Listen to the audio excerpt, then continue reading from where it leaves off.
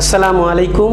Banasree national ideal school থেকে BNIS home স্কুলের পক্ষ থেকে আমি মোহাম্মদ সাজ্জাদ আলী লস্কর সকলকে স্বাগতম জানাচ্ছি আজকের ক্লাসে।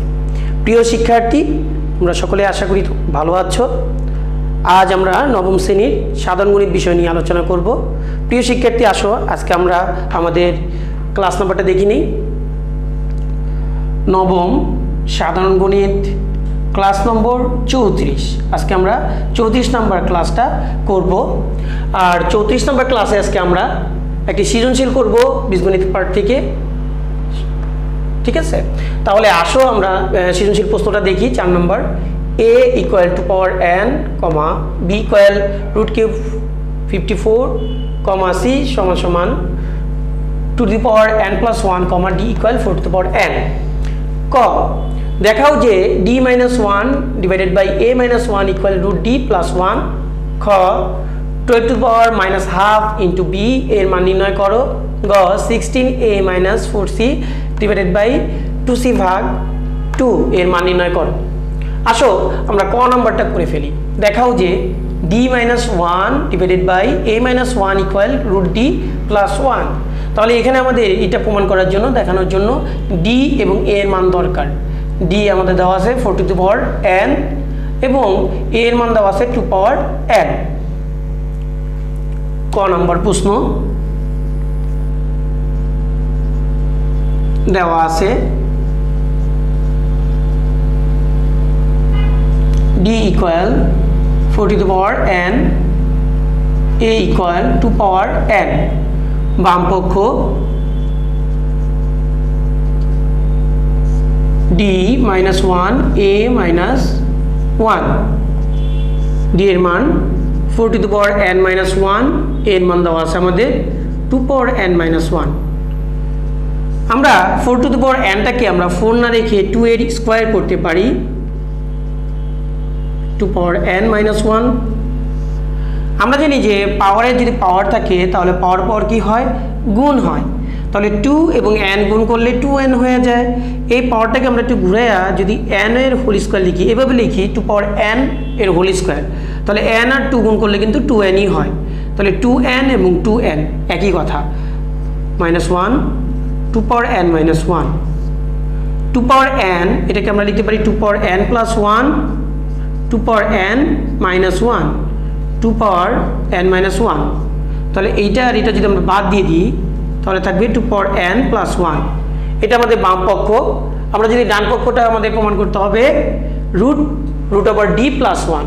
তাহলে আমরা ইচ্ছা করলে এখান থেকেও বের করতে পারি, না করে আমরা ডান পক্ষটা লিখে দিই, তরু পক্ষ থেকে আমরা বের করে ফেলি d plus 1 root over d এর মান 4 to the power n plus 1।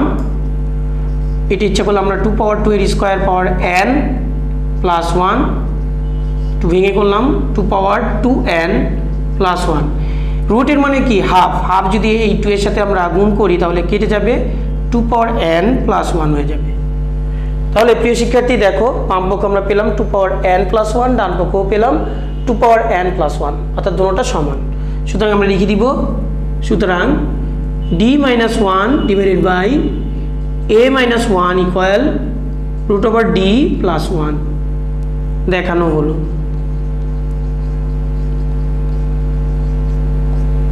আশা করি বুঝতে পেরেছ। আসো আমরা খ নং প্রশ্নটা দেখে ফেলি। খ নম্বরে একটা মান নির্ণয় করতে বলেছে 12 two the power minus half into b এর মান নির্ণয় করো। আমাদের b দেওয়া আছে রুট কিউব 54। তাহলে আসো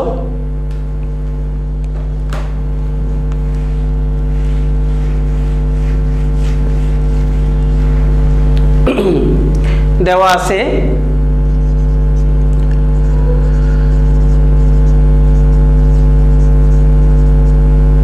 b ইকুয়াল রুট কিউব 54। প্রদত্ত রাশি হবে আমাদের 12 two the power minus half into b। তাহলে আমরা আগে মানটা বসিয়ে নিই, 12 two the power minus half into b এর মান রুট কিউব 54। আমরা এই সংখ্যাগুলোকে দেখি মৌলিক উৎপাদকে বিশ্লেষণ করতে পারি কিনা। 12কে আমরা যদি ভাঙাই 2 6 2 3, তাহলে 2 স্কোয়ার ইন্টু 3, তাহলে এটাকে আমরা লিখতে পারি 2 স্কোয়ার ইন্টু 3 এর whole power minus half into root cube 3, তার মানে কি হয়? এর আগে আমরা 54টাকে আবার মৌলিক উৎপাদকে ভাঙাই, 2 27, 3 দিলে 9, 3 3, তাহলে এখানে 3টা 3 আছে, তাহলে 3 কিউব 2, তাহলে 2 ইন্টু 3 কিউব, আর এর হোল পাওয়ার যেহেতু রুট কিউব আছে তাহলে 1/3। তাহলে আমরা জানি যে পাওয়ারের হোল পাওয়ার মানে পাওয়ার থাকলে কি হয়, পাওয়ারগুলো গুণ হয়। তাহলে 2 এর পাওয়ার আছে 2 আর বাইরে আছে মাইনাস হাফ, তাহলে 2 আর মাইনাস হাফ যদি আমরা গুণ করি -1 ইন্টু 3 পাওয়ার, এখানে 1 আছে, তো 1 আর হাফ মাইনাস হাফ গুণ করলে মাইনাস হাফ ইন্টু 2 এর পাওয়ার 1/3 ইন্টু 3 এর পাওয়ার 3 ইন্টু 1/3 গুণ করলে হয় 1।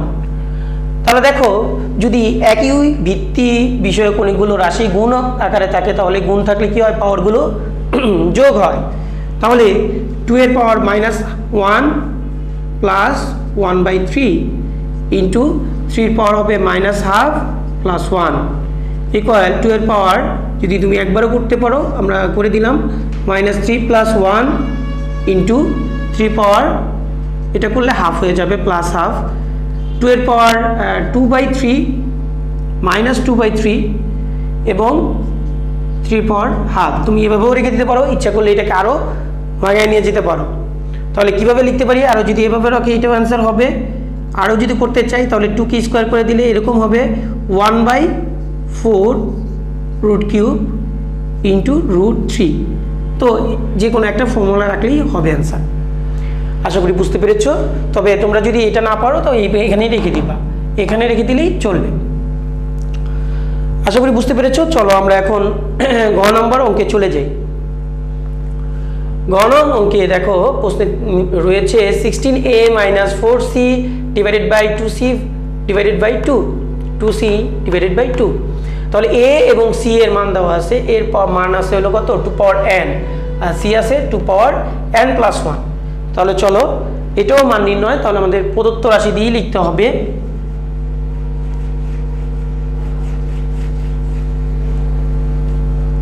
গ নম্বর দেওয়া আছে a সমান 2 পাওয়ার n এবং c সমান আছে আমাদের 2 পাওয়ার n প্লাস 1।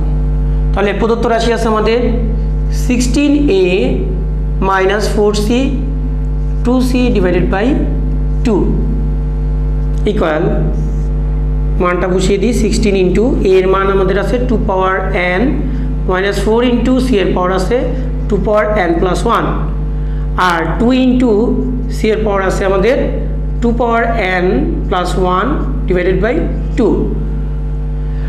প্রিয় শিক্ষার্থী দেখো আমরা যদি লবটা দেখি, আগে লব প্রথমে 16 ইন্টু 2 পাওয়ার n রেখে দিলাম 4 ইন্টু এই যে 2 পাওয়ার n প্লাস 1 আছে এটাকে আমরা আলাদা করব গুণ আকারে 2 পাওয়ার n ইন্টু 2 পাওয়ার 1।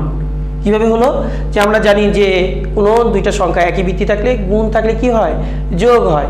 তাহলে একই রকমভাবে আমরা যদি যোগ থাকে বা বিয়োগ থাকে মানে পাওয়ারগুলো আলাদা করতে পারবো। যদি আমরা এটার পাওয়ারগুলো যোগ করি n প্লাস 1 এটাই আসবে, ঠিক আছে।